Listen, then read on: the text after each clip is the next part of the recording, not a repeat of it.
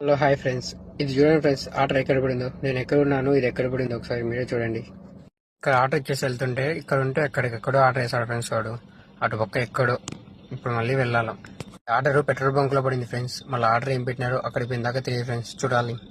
Location పోలేదని message చేసినాడు. నేనేమో super man ఎగురుకుంటూ పోయానికి పోద్దా ఫ్రెండ్స్, మెయిన్ రోడ్ దాటుకొని. దీని తర్వాత 50 minutes వెయిట్ చేయించాను ఫ్రెండ్స్. వాడు 4 కుర్కురే ప్యాకెట్లు 4 సిగరెట్ల ప్యాకెట్ ఇచ్చేదానికి పోతాడు. అంతలోపల ఎవరు కోతను వస్తాడు, మళ్ళీ వస్తాడు, వాళ్ళకి ఇస్తాడు, మళ్ళీ పోతాడు, వస్తాడు.